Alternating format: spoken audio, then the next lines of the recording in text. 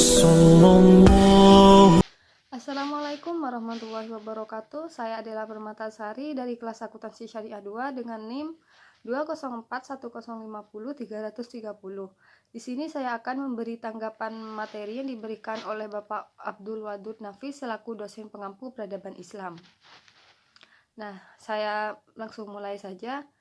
Penting bagi kita memahami tentang sejarah peradaban Islam, supaya kita bisa mengetahui bagaimana sih perkembangan Islam dari waktu ke waktu. Apa sih peradaban Islam itu?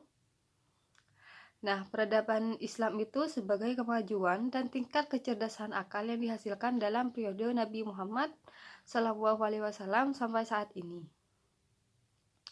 Yang artinya kita akan melihat apa yang dihasilkan kemajuan-kemajuan Islam. Nah, yang kedua, ilmu pengetahuan. Ilmu pengetahuan ialah deretan konsep dan skema-skema yang berhubungan satu sama lain yang diperoleh melalui pengalaman. Contoh, konsep ilmu tajwid, misalnya idgham, baik idgham bi gunnah atau idgham bila gunnah, yang harus dibacakan secara panjang dan berdengung. Misalkan kita membaca Al-Quran harus dengan kata-kata yang jelas, yang tepat, idghamnya harus jelas. Selanjutnya yang ketiga, kriteria ilmu pengetahuan. Kita harus mengetahui apa saja sih kriteria ilmu pengetahuan.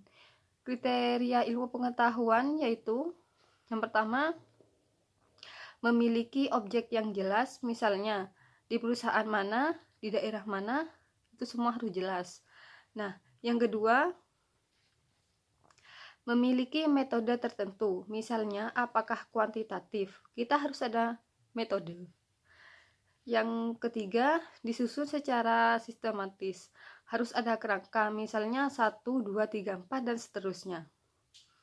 Yang keempat, memiliki pemikiran yang rasional, bisa dijelaskan oleh akal, bisa diterima oleh akal.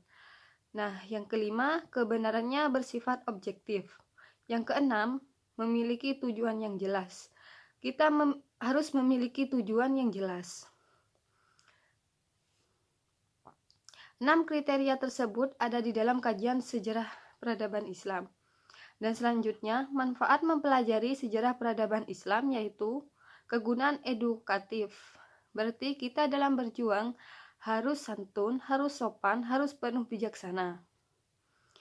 Dan bagaimana kita dalam mengembangkan ilmu pengetahuan dengan keikhlasan. Selanjutnya, kegunaan inspiratif. Kita harus mempunyai inspirasi dalam mempelajari ilmu pengetahuan.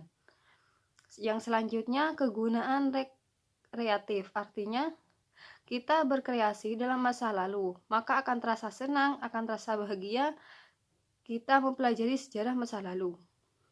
Nah, jadi kita harus bersama-sama mempelajari sejarah ilmu pengetahuan karena penting bagi kita semua. Mungkin cukup sekian dari saya. Bila ada kata-kata yang kurang tepat, kurang lebihnya mohon maaf. Wassalamualaikum warahmatullahi wabarakatuh.